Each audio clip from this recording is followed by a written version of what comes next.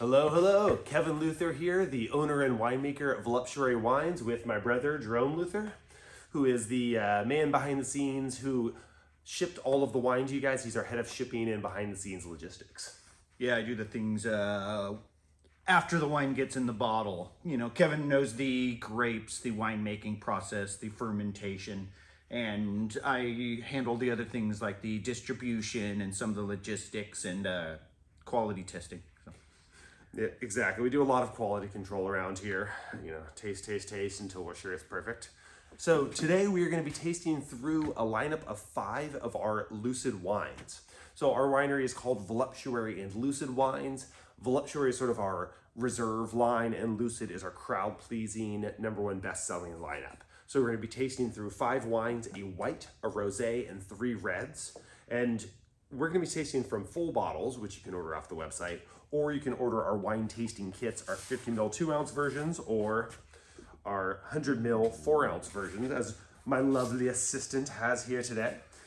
So if you're receiving this, you likely have it in that kind of packaging. Perfect for gifts or, you know, gatherings, corporate events, and whatnot. And there are 2 different sizes of those. So there's the one that are 50 ml per bottle, ends up with about a third of a bottle of wine, and the ones that are 100 ml per bottle. And those end up at about it's a full glass, and you end up about 2/3 of a bottle. This pour is more like what you get with the 50 milliliter bottles. Exactly. So with even the smaller tasting kit, you get a really generous amount for a nice tasting.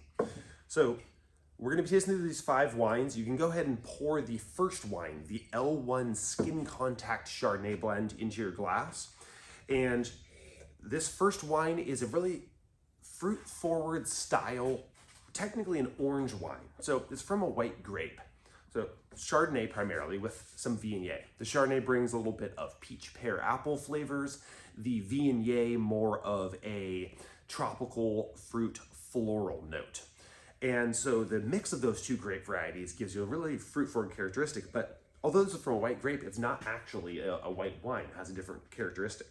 And that's one of my favorite things about it. And something will come up a lot as we taste through these wines, because something we play around with a lot with our wines here is skin contact versus not, and some of the deeper aspects of that, which is something that isn't really talked about a lot with most commercial wines. They're just always done one way. White wines are white grapes with no skin contact, and that makes them extra light and crisp and refreshing. And red wines are red grapes, but the skins are left in, and that gives them extra tannins and body and color and but you can do it either way. You can mix and match it. There are other extensions of that, and this is a what's called a skin contact or golden wine, which means that the skins are put in and makes it have that extra body and just makes it more accessible for red wine drinkers, in my opinion. Mm-hmm. Yeah, so that skin contact technique usually is referred to as making orange wine, because in the same way that the skins of a red grape extract into the juice to give you red wine, the color actually comes from the skins. The juice is clear. You get that golden orange color. So this is, on the range of orange wines, this is a relatively light orange wine. It's almost like a middle ground between a normal white wine and an intense orange wine. It has that extra bit of color and weight and aromatics from the skin contact, but not too heavy. And then after doing that skin contact on these grapes, I pressed these off and aged them in oak barrels, like the ones behind me, along with a little bit of peach wood, apple wood, and acacia wood, which is really weird. This is weird in a good way, like a very eccentric, experimental way. You don't see this in winemaking normally. It's just oak barrels used. That's it. Oak barrels, all wine. And playing around with other woods has become something we do that's really unique, because coming from a woodworking family. So, you know, Jerome is one of my brothers. I have 2 other brothers. All of us grew up working in our uncle's woodworking shop and making furniture. It was kind of a family craft. And so getting into wine and seeing only oak barrels, it was a bit of curiosity. Why only oak? Why not other woods? Because these other woods have really cool flavors when you're, like if you're sawing them or something, you smell it. If you barbecue. Yeah, exactly. Smoking meat or campfire, or, there are lots of things. We're using them in food, like cedar plank Exactly. fish, but why not with wine? And that's one of those questions that a repeating trend through this whole winery is, oh, that's how it's done. When I realized that the answer to a question in the wine industry is, oh, that's just how it's done, that's a really good clue that just people got so obsessed with tradition they didn't even think to wonder why.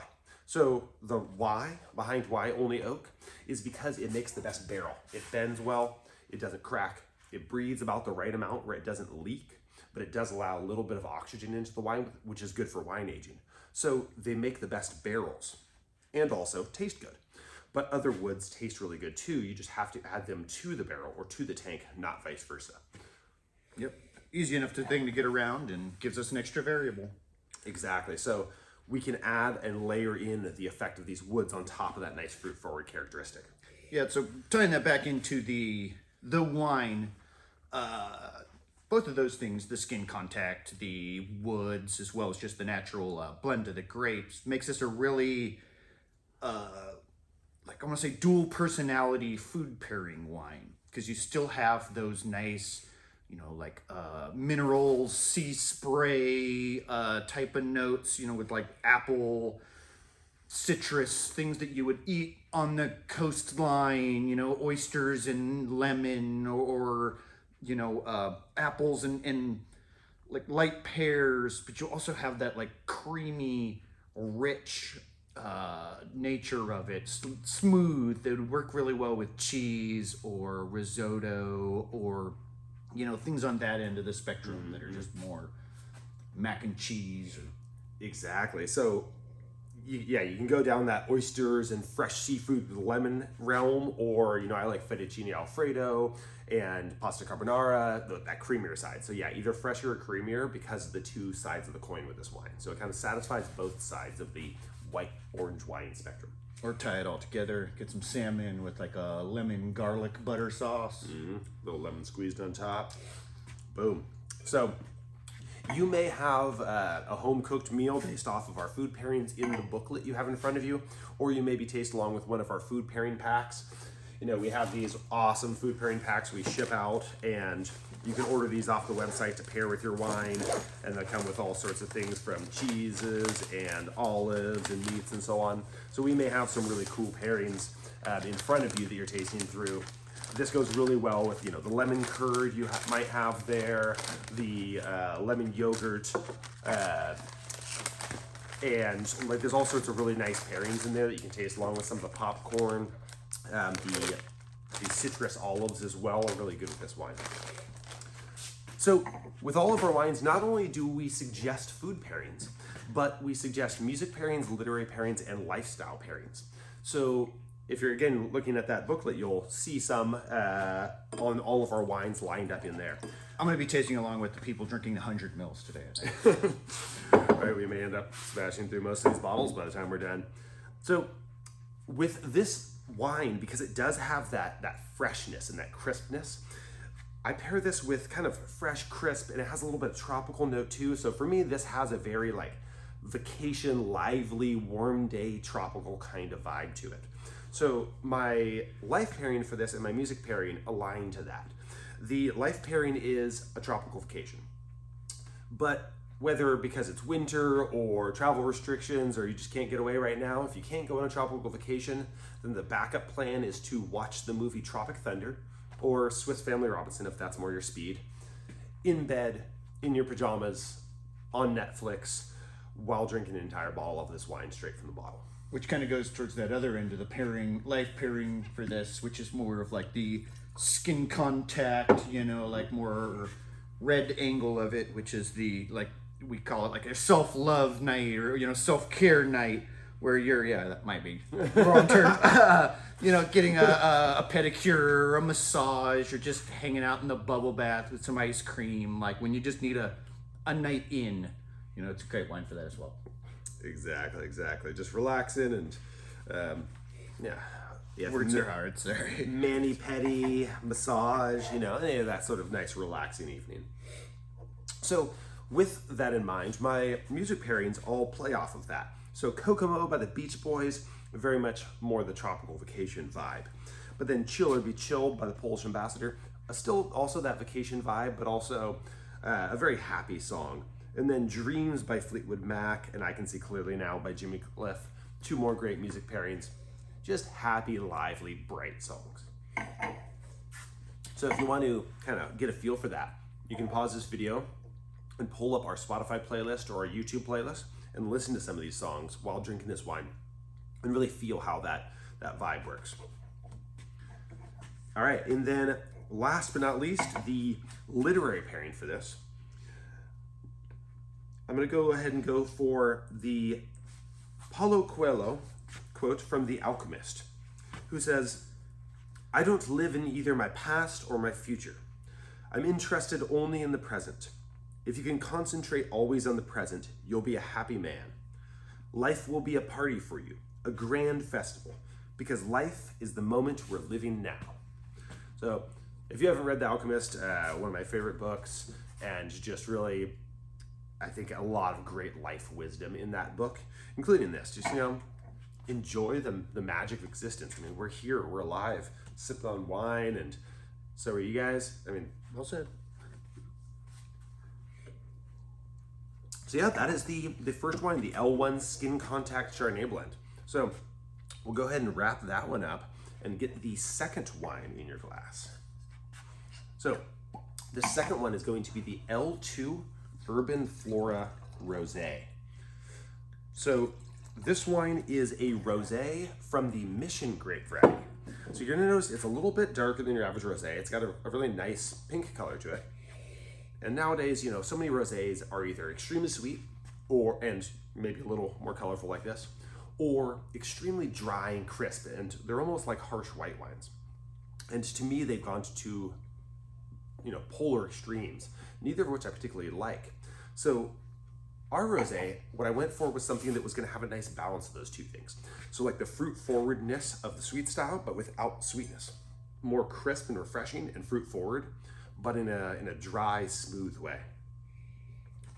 Yeah, and the effect that we ended up getting, a lot of people end up comparing to like a sour beer or like a hazy or something along those lines, which is a really good effect and makes it pretty accessible in my mind.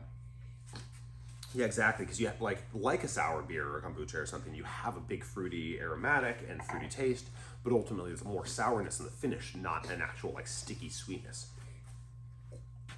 So the Mission Grape variety is the primary grape variety in this wine, and this is a grape you've probably never heard of. I had never heard of it before I made this wine. It's a really rare grape nowadays, but it was the first grape brought to California. Using a grape they've probably never heard of also makes it kind of like a sour hazy beer, like very hipster accessible. Yeah, exactly. Go ahead, sorry. The intentionally quirk hood. So this grape variety was brought to California by the Spanish Catholic missionaries to make sacramental wine. So this was wine for the church. So it's kind of funny to imagine this really just easy drinking, fruit forward, almost sweet tasting rosé being drunk by a bunch of, drunk missionaries or whatever. Not exactly what you think of as church wine, but this now works. By Sacramentans. Yeah, cheers to that. So we're here in Sacramento, California, by the way, if you didn't get that reference, which actually is a great transition while you're sipping on this wine to let you know a little bit about who we are and where we're at. So I don't like to talk about myself until people are drinking because I find that I'm much more interesting at that moment. So now that you guys are sipping on some wine, we are a small winery here in Sacramento, California. We make all organically grown and organically made wines in our small production facility here in Sacramento. So we are an urban industrial winery, meaning our winery is in the middle of an industrial lot. We have, steel working places and auto shops and a brewery next door to us. And then in one of the roller doors, there's this little hidden gem of a winery. And so we get our grapes from local organic vineyards in the surrounding regions, primarily the Sierra foothills, Lodi, and the Bay Area, all around Northern California from the best organic vineyards. We grow some of our own directly, but we also work with partner vineyards. So this one is from a awesome vineyard down in Lodi, California, Summers Vineyard. And again, this rare grape variety that's not planted nowadays. Well, to get this grape, I'm working with a very old vineyard, about 100 years old, super old vine, and it's growing wild and organic down by the Mokelumne River. So literally on the river edge, like last vine, 20 feet water. And these vines just grow without irrigation, without really any management, and they're taller than I can reach. They're tree height. And just to pick them, they have to use ladders because they're so big. Or two people in a trench coat. I like that idea. Piggyback grape picking. So it's a really cool vineyard just visually, and it produces some really stunning grapes that are just so pretty and aromatic. So this one is our bestseller during the summertime. Just very fun, laid back, bright. Kind of a similar vibe to the first wine, but I guess just even more playful and summery for me. Yeah, this one to me is a total, like,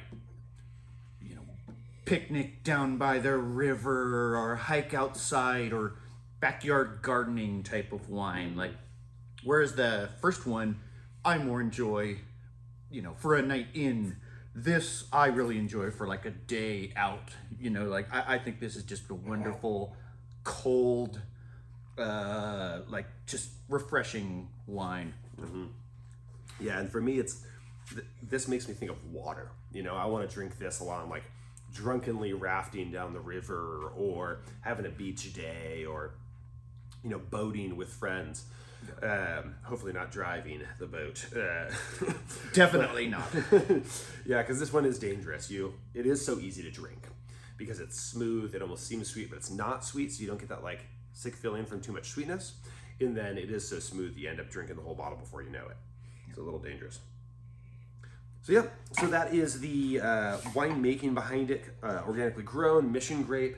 It is left in the skins for just a few days, pressed off, aged in some oak barrels for about 6 to 8 months on neutral oak. So you're not going to get a lot of oaky flavor, but you will get a little bit of barrel aged quality. So you might notice a little bit of buttery, pastry-like notes to this. One thing I think you kind of skipped over, because to you it's just goes without saying, but a lot of people, and I think it ties back into the conversation about the skin contact or not in the white.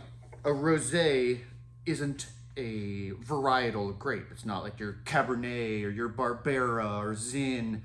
A rosé is a style. And that's why when he's talking about this being mostly mission grapes, even though it's a rosé we're drinking, what that means is what he kind of referenced in that last, section, that it was just on the skins for a very brief period. Unlike normally a red, which would be a red grape, if you did a mission with full skin contact, it would be a red. But it's done with that very minimal skin contact, and it makes it into this summery wine. Yeah. I mean, it's more or less the same metaphorically as if you make boil some hot water, pour it in a, mason jar, say, so you can see it, and you put the tea bag in there. Well, just straight up water is going to be clear, obviously. Same thing with the juice of a red grape. The juice is clear. And then while that tea bag's in there, you're going to see it continuously extracting color, right? And the longer you leave it in there, if you over extract it, you're going to end up getting this really dark color. And the tea is going to be very bitter and astringent, very drying.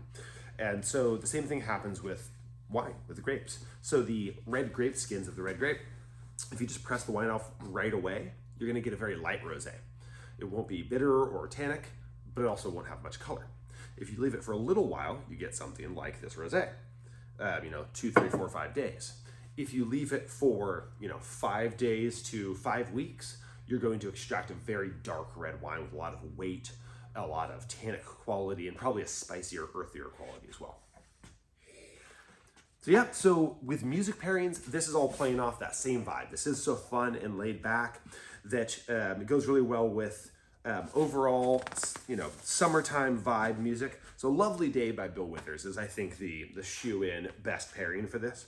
But if you're more into bad puns, Sweet Child of Mine by Guns N' Roses is a great match for this. But also just some other bright, fun summertime songs like Plage by Crystal Fighters, Follow the Sun by Xavier Rudd, and Days Like These by the Cat Empire. Yeah, I like to pair it with that new style of like country music where you're on a beach in Mexico, you know, smoking a doobie and you know, enjoying some tanned bodies bringing you cold drinks. Yeah, so definitely a relaxing pairing overall. And I think we kind of hit the life pairings earlier, you know, talking about the beach and hanging out on the porch, outside, sunny, daytime kind of vibes, yoga in the park. And then to wrap it up, we have the food pairings and the literary pairings. So food pairings, what would you do for this one? I'd say pretty much anything Thai or Mexican. Things, you know, you have red curry, a spicy papaya salad, or you could have au pastor tacos or fish tacos or like anything that has that spiciness, that fruitiness, and like some sour sweet balance, which a lot of cuisines don't. And it works really well with this wine and also works well with those same type of life experiences and vibes. Those are the foods you're going to enjoy on a hot beach somewhere. So it all kind of ties together with the experience to me. I agree. You mentioned Mexican and Thai food, and I started thinking ceviche, but actually not so much even Mexican style ceviche, like Peruvian ceviche with that real crisp citrus character and a little spice would be great with this. Yeah, Peruvian style ceviche is where you put together your ceviche tiger's milk beforehand and let it soak together, blend it up, and then use that over it. So you get extra flavor and body. It's almost It's a little like a skin contact technique. Yeah, and it's a little fresher than the Mexican style. But yeah, so really great pairing for really any spicy food though, because if you try to pair a heavy red wine with spicy food, the tannins and the dryness of that red wine, especially if it's a spicier red wine, is like multiplicative words with the spice in the food. So the two elevate each other, and then you just have too much spice. It's too intense. So with spicy food, you really want either a sweet wine or a smooth wine that almost perceives sweet like this one. So lastly, my literary pairing is from Osho, who says, "Take hold of your own life. See that the whole existence is celebrating. These trees are not serious. These birds are not serious. The rivers and the oceans are wild, and everywhere there is fun. Everywhere there is joy and delight. Watch existence, listen to the existence, and become part of it." So again, because I think this is just such a song where I want to, or such a wine where I want to like wander nature and dance in streams and, you know, look at the trees and stuff. It definitely has that nice sunny nature vibe.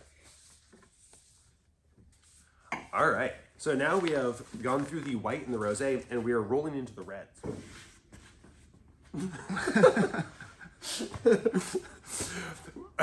we're not sure how to do video transitions. I think we nailed it. I don't know what to do with my hands. So we're back, and now we're going to be tasting the L4 Ripen Zinfandel, which hilarious thing I left behind the camera. So this next wine is our new release. It is the L4 Ripen Zinfandel. So this is a wine I'm really proud of. It's, you know, all of our wines are organically grown, organically made, and natural in style in a sort of broad sense. This is a wine that I pour for people, and they're shocked that it's an organic and natural wine because it tastes like an amazing, clean, impeccably made wine. And I don't know, now I'm like patting myself on the back, but I think this is one of my more like clean, just high-end tasting wines. You know, it doesn't taste like a sour beer kombucha. You know, it's not an orange wine. It's just a delicious, big, fruity, full-bodied Zinfandel.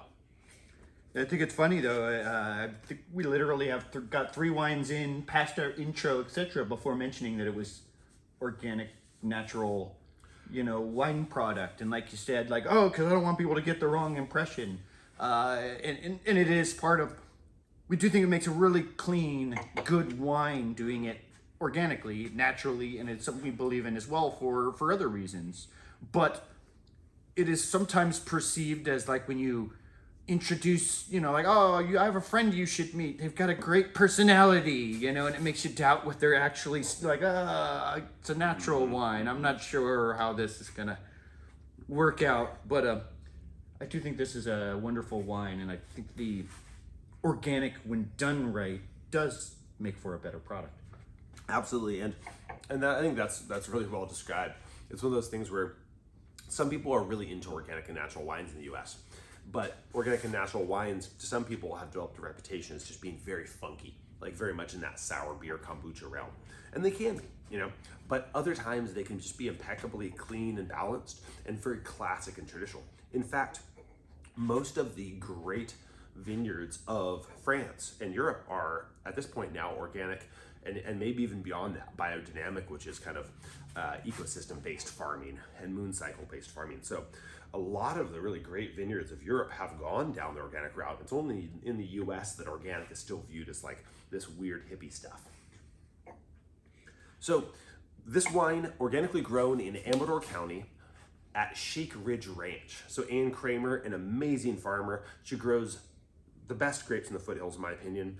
And they're also the most expensive and hard to get. I was on a wait list for 3 years to get her grapes before I was able to start working with them. And they come in impeccably clean and perfectly ripened.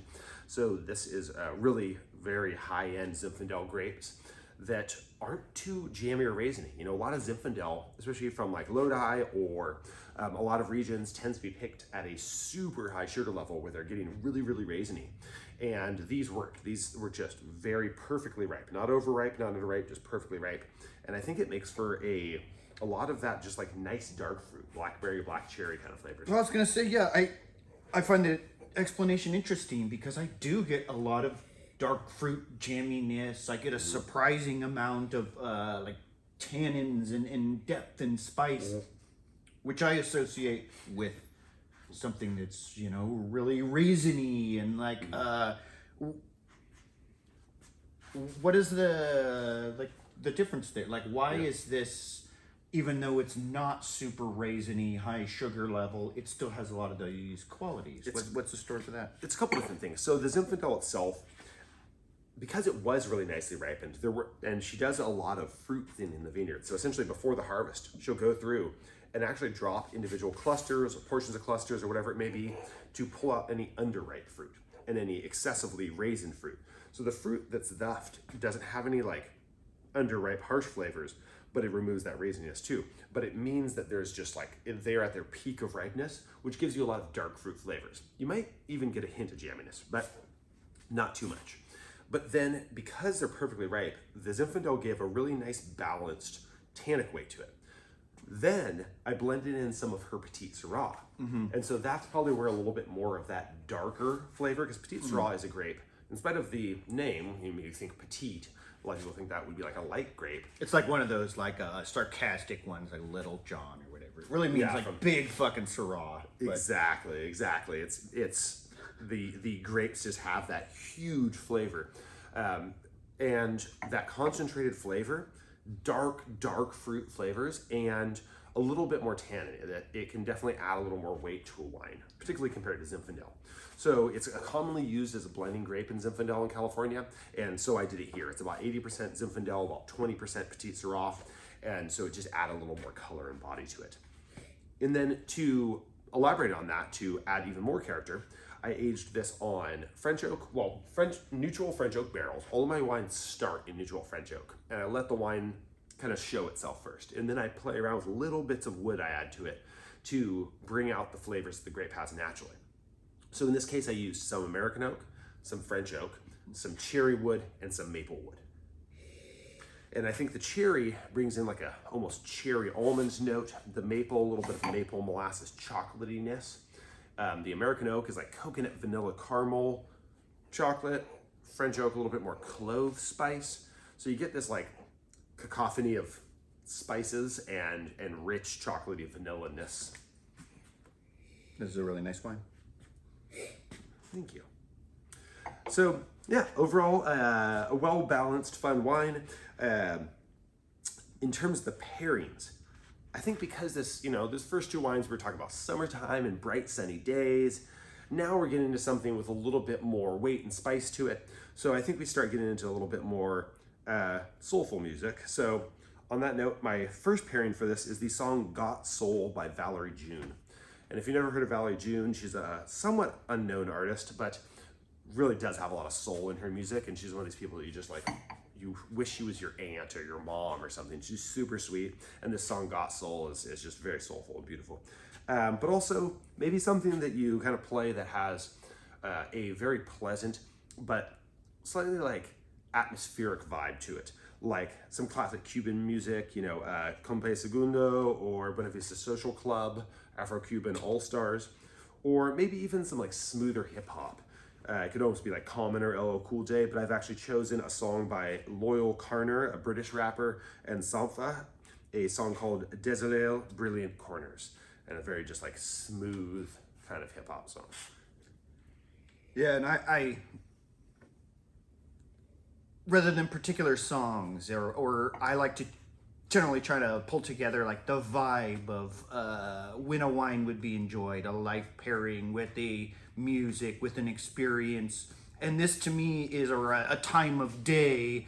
And you know, this to me is like an early evening wine. It's got some body and depth, but it's not like your late night like sipping wine. It's, you know, getting ready with some music playing, Yeah. or doing your housework, or you know, like jazz or some, you know, soulful hip hop playing while you're, you know, doing, you know, getting ready for the evening or pre-gaming. Like that's how I'd enjoy this and the music I'd listen to in doing it. Yeah, and I think this also would pair really well with something similarly. You know, it's not necessarily for a raging party, but rather for like a paint night or a crafting night with your friends. Yeah, exactly the same vibe. Yeah, or like a house, not even a house party, more like a dinner party or something. But like while you're all drinking and hanging out and you're playing some music and having a glass of wine. Getting drunk because you're waiting on the food that's taking too long. Exactly. Wine for dinner. So, speaking Equals of dinner, winner. I like it. That's a good tagline. So the the food pairings for this. Speaking of dinner, the Swear we didn't get high in that break. This just, I don't know. right. But yeah, so this can be good with a grill up, something like, it's not a super smoky wine, but so not like overly grilled, not like heavy char mark, but just like some good food coming off the grill. But I think tannins and body always kind of go well with umami. So things like that, yeah, like yours are. Go ahead. True, no, I like that. Yeah, it's not quite your heavy steak wine, like a heavy sauce, more just like, oh yeah, kind of fresh stuff off the grill. And then also, what I actually think would be the best pairing for this is really like a very salty and savory driven like mixed platter. So if you had some cheeses, some olives, especially like saltier, funkier cheeses, maybe some hard, you know, Asiago Spanish cheeses or Blue cheese, salted spiced nuts. yeah, exactly. And some like really deeply flavored olives or other pickled things. So those could all go really well here. But also because this isn't a intensely tannic red wine, this could be a very good chocolate pairing. Yeah. And that's one thing, like, as cliche as it is, every wine still does really go with some variety of cheeses, and every red wine goes well with pretty much every chocolate. It's one of those things because they're both just delicious. But sometimes where chocolate and red wine can go badly together is really intensely tannic red wines. Sometimes, especially if they're a little sour or like harshly alcoholic or spicy, sometimes too sweet of a chocolate makes the wine taste even harsher.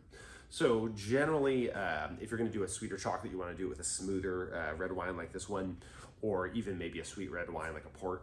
And then if it's going to be a more bitter, dark chocolate, that'll go better with like your darker red wine as well, your like more spicy style. So you don't want to overdo that sweetness with the spicy one. All right, and I'll wrap this wine up with the literary pairing, which is from Eric Hoffer. And the quote is, "It is the stretched soul that makes music, and souls are stretched by the pull of opposites. Opposite bents, tastes, yearnings, loyalties. Where there is no polarity, where energies flow smoothly in one direction, there will be much doing, but no music. All right. Damn. That's kind of deep for this wine. Yeah, you know, something a little soulful to capture a little bit of the diversity this wine does have. I get that. So we'll now roll into our fourth wine, the L7 Delirium Cabernet Sauvignon. So now we're getting into a little bit heavier, more spicy style red wine. you're like, dude, these mini pours, what are you doing? So yeah, this is, you know, some people are going to drink that. He's drinking to remember. I'm drinking to forget. Sorry. I like that. So yeah, so I mean, some people want their red wines to be more fruit forward and smooth, and I think that's where that Zinfandel has a nice balance there. But then the Cabernet Sauvignon is more for the person who's like, no, I want like big red wine. I want to have like a lot of intensity of flavor. I want it to be like spicy and earthy and punch me in the face with tannins and flavor. I think the Cabernet Sauvignon is going more down that rabbit hole. It's still decently smooth for Cabernet Sauvignon, but definitely has a lot more body and spice than our average wine. So Cabernet Sauvignon is a grape originally from the Bordeaux region of France, known for making very long-lived, tannic, darkly colored, earthy and spicy red wines. This is no exception. This comes from Sierra Foothills grapes, a couple different vineyards, all higher elevation, primarily in El Dorado County. So some really good, rich, spicy kind of Cabernet Sauvignon fruit there. And then you're going to get not only that spiciness that comes from that higher elevation and the grape itself, but you're gonna get dark fruit, again, some black cherry and blackberry, but also maybe even getting into a little bit of a fig territory. There's like a little more complexity. It's not just light, bright fruit, it's a little bit earthier as well. And I think a big part of the reason for that additional earthiness and spice in it is as well as the grapes and the elevation. This was done 25% whole cluster. And that goes back to that conversation about skin contact or not. Normally whites or white grapes, no skin contacts, and reds are red grapes skin contact. We've talked about the various ways you can play along with that. This one, whole cluster, is exactly what it sounds like. Some of them are put in whole cluster. So we would do 3 pitchforks full of grapes would go into the, crusher, and we'd get juice out of it. And the 4th pitchfork would just go in the bin. And it ferments like that, and the berries ferment while they're full berries, and then you crush them later. And it gets you more of that umami, that spice, that tannins. It's like the difference between a tomato with the vine and the leaf versus just a tomato. So, yeah, that's good metaphor. And I think that one of the things, I mean, it almost seems obvious when you think about it, like, okay, grapes are fruit. So if you just ferment the grapes, wine's going to be more fruity, right? Having literally stems in there, that's a form of wood, basically. So without even adding oak, by doing whole cluster fermentation, you get a little bit of that stemmy, dry, woody quality. But because, I mean, it's green, the stems are still green, there may be a little bit of dryiness to them, but they're not like as dry as a barrel, right? Obviously it hasn't been aged 3 years like most oak would for barrels. So that stem is going to give you a bit of a green, like drying effect, but also it's almost going to herbaceousness, earthiness. Mm-hmm. It smells like forest floor, or like outside after a rain type of thing is what I like it. Exactly, petrichor. I love the smell of petrichor, but that word is horrible sounding, right? It sounds like some. I don't know. I got a little ASMR tingle on there right there. Sorry, like. But yeah, so that stemminess, you at first get this like really herbaceous and forest floor. As it ages, it keeps getting more and more like leather, tobacco, tea leaf. And so that's where you get a lot of those flavors in aged red wines, is a little bit of that extra herbaceousness when it's young, because it becomes, forest floor, tobacco, tea leaf as it gets older, which is where a lot of complexity in red wine. And that's why they say that aged red wines is to get that sort of umami, earthy, spicy character. Whereas if you like your wines fruitier and just kind of more straightforward fruit characteristics, you'll generally want to drink them younger to get those umami, funky flavors, you have to age. It's a good way to impart that early so you can have a wine that's still relatively young. Like, it's not a late vintage wine, but it's got all of those qualities you would expect from one. Yeah, and that's a good thing to actually bring up is people ask, well, so your wines are organic and natural and lower sulfite. How does that affect your shelf life of your wines? And it's a really good question. I've been making wine for 15 years. I have 3 wine degrees, and I've made wine all over the world. But I've made wine in traditional, I should say, in the modern way, with all the modern techniques and equipment. The modern winemaking way. Exactly. And it's the, all these kind of obtrusive things that we do to wine in mainstream wine, supermarket wine. And going into natural wine, I was afraid too. I thought, man, these may not last. They may be really hard to keep clean, keep good. And what I've learned is the biggest effect isn't that the wine doesn't age, it's that it ages faster. So, imagine you go to a wine shop or a winery and you taste a wine, it's kind of harsh, it's a little young tasting, very dry and bitter. And they say, oh, well, this is a wonderful wine, sir. You're going to want to lay this down for 20 years. It'll be impeccable in 20 years. And you're like, shit, I was gonna drink this tonight, but okay. Well, that's the thing is that like most people don't age wine anymore. So like making wine that needs to age that long doesn't really, it's inconvenient when you want to get drunk now. Basically what it... Exactly, and no one's doing it anymore. So ultimately, for wine to drink now, you want it to be a little smoother when it's younger, and natural wine smooths out much quicker. So because it doesn't have all the preservatives that slow the aging process happens more rapidly. So when I bottle my wines 8 months into barrel aging and release them a month or 2 later, that's almost twice as fast as most wineries. And that wine bottled tastes like a 5-year-old wine, which is, 5 to 10 years is when most mainstream wines kind of reach their peak. My wines, the moment I release them, these are 2020 vintage, it's, 2021, 2022, perhaps when you're watching this, these are in their prime now and will be for the next year or two. And so they're hello from the past, by the way. Hope all this just works out. Right. Time travel, man. So yeah, this, I think that natural wine lends itself to early drinking much better than the mainstream wine. So they do age well, just faster. And my reference to, and I think it kind of ties into that pretty closely, to saying, to winemaking techniques, not or modern winemaking techniques, not modern techniques, because to me, the way the wine industry does it with such a long return on investment and expectation of the whole storyline doesn't make any sense coming from non-wine industry, working in production, working in estimating, and it's just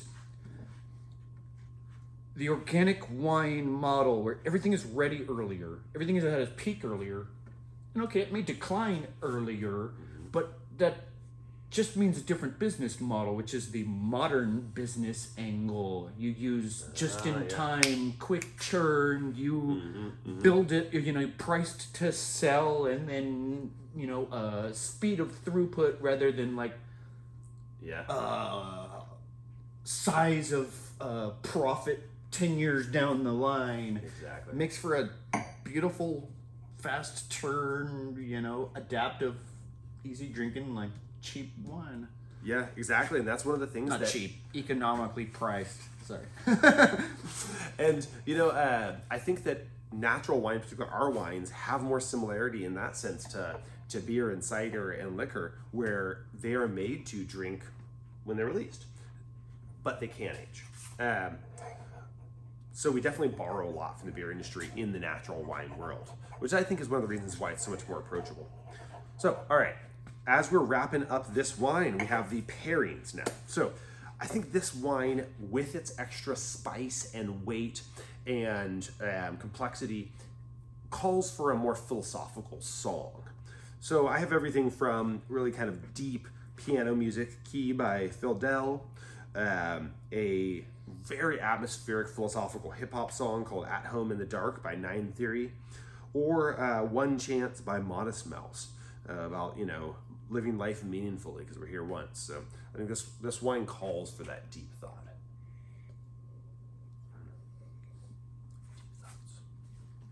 So, which leads to my life pairings. This wine for me calls for, again, kind of deep things. Building your own furniture, reading a leather-bound book by the fireplace in your armchair, riding a stallion into battle, smoking a cigar, playing piano, deep thoughts. And food pairings. So my only input on this is steak wine. I think Cab Sauvs, especially earthier ones like this and spicy, want like steak and mushrooms. Yeah, and I think in a lot of ways it's kind of similar to the last one in that it's got a lot of tannins and body that work well with anything with a lot of umami, onion, pepper, garlic, olive, anything that has that kind of like a little bit of spice and bite to it itself.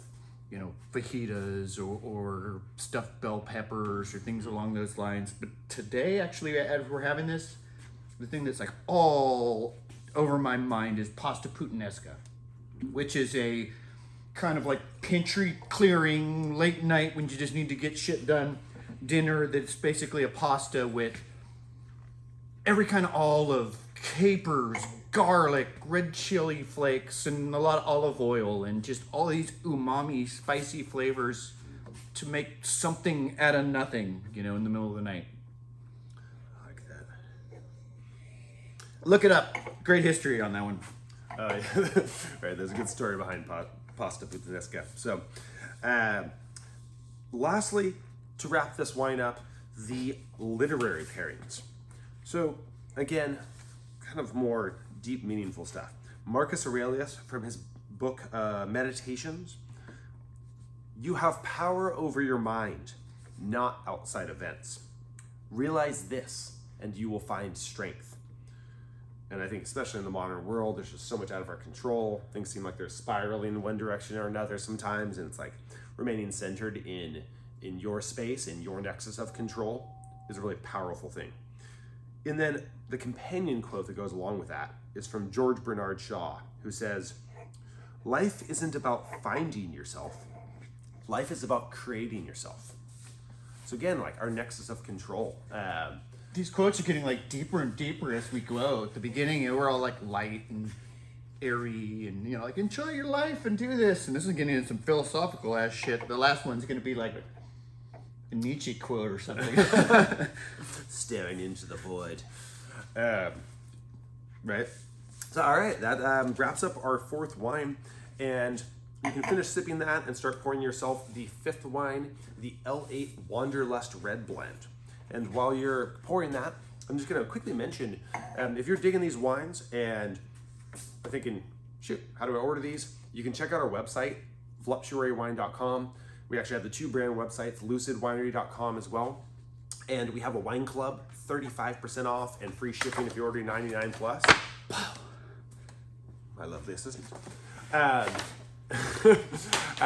The wine club's really cool. Yeah, free to join, no cost. Every 3 months you can have 3, 6, or 12 bottles. We have pickup parties, and since our staff consists of people like fire dancers and jugglers and acrobats as well as wine experts, it's a fun time. Yeah, we're not your kind of standard stuffy wine club, if you haven't spotted that so far. Our winery just has a much more laid back kind of different vibe from your average winery. So our parties match that. So yeah, check out the wine club online. You can also buy wine online, and we'll your booklet has some codes on $20 off, free shipping, and so on. So check it out. All right, so we have our fifth and final wine, the L8 Wanderlust Red Blend. So this blend it's not so much about the grapes on this one. You know, these other ones were single variety or like a variety with a little bit of a blender. This one has 5 different grapes in it. Cabernet Sauvignon, Barbera, Zinfandel, Petit Syrah, and Petit Verdot. So all of these are dark red grapes and wines, and all of these have a lot of dark fruit flavor, but my goal here was largely to create the most flavor I could in one bottle. You know, I just like really no holds barred, super ripe grapes. So here, the grapes did have some raisining. In the wine industry, they call it golf ball dimpling. So they're not like hard raisins yet, they're just like soft raisin, but you get a lot of concentration. You get a little bit of that like blackberry pie, blackberry jam. What are you giggling about? No. I think I know. Okay, so you get a lot of really intense fruit flavors from that, and then you're also going to get a little higher sugar level because it's almost starting to raisin, right? So then that higher sugar level, yeast convert the sugar to alcohol. I mean, that's a wonderful thing that yeast do. Wonderful thing. It is quite magical. They're the real winemakers, you know. I'm just basically a yeast babysitter. Yeast farmer. So really ripe grapes, therefore higher alcohol. So some wineries will ripen grapes to a really high sugar level to get that flavor, but then they'll water it back to get the alcohol lower again. And then they'll add acid, literally from a bag.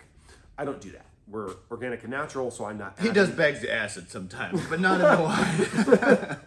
Sorry. I mean, not bags. I don't really know how drugs work. So I don't add any of that stuff, definitely not that stuff, to the wine. Because it is higher sugar levels and not watered down like some wines, it's a very concentrated wine, intense flavors, higher alcohol, and then I age it on a lot of woods. So this one is not only aged in oak barrels, but with new oak, French and American, charred, American oak char whiskey style oak, maple, hickory, mesquite, and lastly, Brazilian amburana wood. So all those different things are adding like a rich chocolatey mapleness, a spicy hickory mesquiteness, smokiness from that, and the char. But the amburana, what that's uniquely doing, this is a rare wood from Brazil, traditionally used in cachaca, a sugarcane rum. And it's they use all these different quirky native woods to Brazil. That this one in particular has a very spicy flavor, like warming spices. It's kind of this cinnamon vanilla note. Yeah, I was not aware of that. I really enjoyed that part of it. So yeah, a lot of people say this almost reminds them of a, like a cold mulled wine because it already has all this spice. And that's just from the woods. There's no like actual spices in this. It's just the effect of those woods. So aged in those for about 12 months and then, bottled up. Yeah, I've always enjoyed the fact that with the variety of different wine or grapes, the variety of different woods, it's you would think, if done wrong, that could make it, cause it to clash, make it not work. But when done right, like some of the smoothest, best tastes are things that are, they're a variety of flavors, a mole or a really deep, pasta sauce or something where it's just really blended and balanced. And that really comes across with this wine, I think. It just makes it really smooth and accessible as a wine because of that blend done right. And that's really a thing with blends. One of the most common questions that I get asked as a winemaker and wine expert is, what wine should I bring to a dinner party? Because wine's kind of intimidating, but it's thought of as this thing you bring to dinner parties or weddings or as a gift. But a lot of people don't know much about wine. They go to this wine aisle and there's just thousands of things there. Or even if you do, how do you know what these other people at the party like or what foods they have? And how are you going to pair with that? Exactly. Yeah. And blends is like kind of your default get it right option because blends are essentially the one place where a winemaker is most like a chef. So when you're making, I should say like when you're able to best balance the dish, the wine. So if you're making Cabernet Sauvignon, on some level you want to express the grape, like really let Cabernet Sauvignon shine. And so everything I'm doing to that Cabernet Sauvignon is to really elevate what Cabernet Sauvignon is and accentuate that characteristic. A blend is your chance to kind of create your own dish rather than just try to perfect somebody else's almost. Exactly. It's just like, how can I create like this vision I have, but also balance it? So if there's too much acidity in one grape, but the other wine has less acidity and more tannin. Okay, awesome, I balance those. But I need a little more color, so I can bring in some Petit Syrah. I need a little more earthiness. I brought in some Petit Verdot. I need a little bit more fruitiness. I brought in some Zinfandel. So each of them added something to the dish, to the wine, to create all these beautiful elevated flavors that are in balance. And I mean, of course I suggest my blend, but in general, blends have that quality because winemakers can do that with the wine more easily than in a single varietal. Yeah, and that also leads into, I feel, kind of like naturally the food pairings, because as well as the high alcohol content and it being a dark, deep wine and the numbers lining up so well, like having this one at the end also makes sense if you're having food with it, because it's so accessible food-wise and would go with just about anything. Whatever you have left from your previous wines or whatever you're just happen to be having for dinner tonight, this is the one most likely to pair with that. And because this does have the smoky woods used on it and that cinnamon spice, I think this goes well with, first of all, grilled stuff, but in this case, stuff that actually got a little more char mark. This could also go with anything that has like a smoked quality, so actually smoked meats and so on.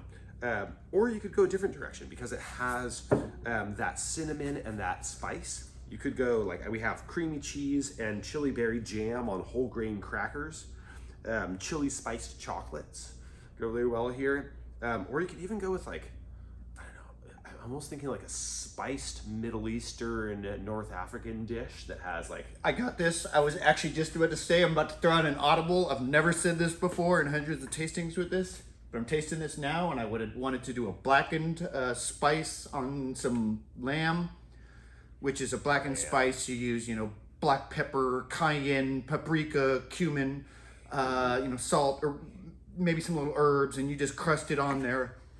Sear it up over an open fire, black and blue style, where it's kind of almost charred on the outside, but still a little red in the middle, that sounds good.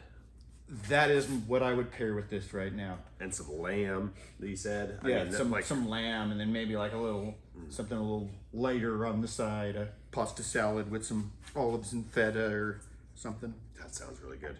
Yeah, definitely like a bit of a gamier meat, because this has so much flavor and spice that it could totally balance it. Even, it's as gamey of the meat as you could find. So, again, playing off of kind of a little bit of that smokiness, but also off the fact that this wine is called Wanderlust. It has all these different varieties that originally hail from different countries, France and Italy and so on. So that I call this wine Wanderlust. I also traveled the world for most of my 20s learning to make wine in different countries. And this wine is really a testament to the influences of the wine wisdom all around the world. I mean, wine has been made for thousands of years, and the craft of winemaking is out there in the world and all these traditions. So this wine is, the name's a testament to that. So my pairings play off that. The music pairings are kind of traveling songs. Send Me On My Way by Rusted Root. Take Me Home, Country Roads. Kind of sounds ironic, but the version I choose is by Toots and the Maytals, a Jamaican band singing about Jamaican country roads taking them home. Or Whiskey in the Jar by Metallica, playing off the whiskey aged quality. And then the life pairings, wandering near or far, traveling, road tripping, backpacking in Europe, going camping with your friends and family, relaxing under the stars or by the campfire, just having good conversation. Yeah, I agree with that. That's where I see this as well, as a kind of a nighttime, chill weather, mobile wine, in a thermos or a to-go mug when you're on the road, or Definitely. Out walking at night with that headphone and hoodie, raging music on or whatever. I like that. So as we're wrapping up this wine, I'm gonna take an aside and mention that how we launched and who we are as a winery is, I mentioned the inspirations from traveling the world and getting the wisdom from everywhere. We're a winery that didn't start from a millionaire background. We're poor kids who grew up in South Sac and Oak Park, in a bad neighborhood, and raised by wonderful parents and a huge family, rich in culture and rich in love and education. But but not from money or something. So starting this winery was something where I was really trying to return to the wonderful influences I had from my family and from my community.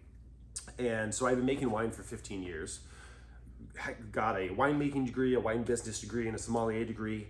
But I was just making wine for, people who were doing it. People with their pinkies out. Yeah, exactly. People with their pinkies out, and it didn't fit how I was raised in a multicultural, just complex world full of literature and plants and community.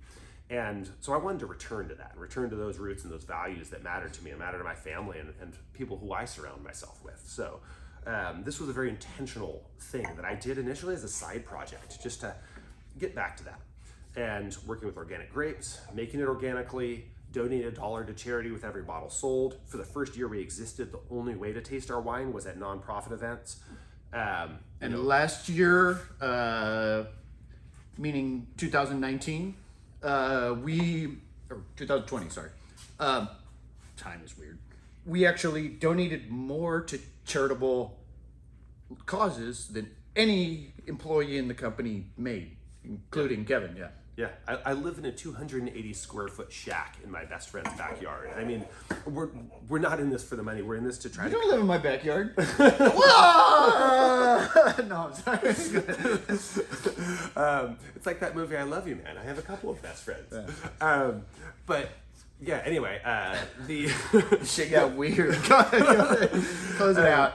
Yeah, we this was something we're doing because it's what we believe in. And we started with, first it was just me as a side project. That took off. My brother had left his job for kind of similar reasons, and It sounded like a good cause, and exactly. at the time it was just him and then I, but So we aligned and we launched. Yeah, and our launch party was scheduled for March 28th, 2020. So if that date's ringing a bell, it's because a few days before that in California, the stay-at-home order hit for COVID. And we couldn't launch physically. Looked like we were gonna go out of business, so we called an all-team meeting. So the two of us met over a six-pack. And I've had this list of crazy ideas on how to be innovative and create new things. we did all of them. And one of them was creating a wine six-pack, a five-pack in this case.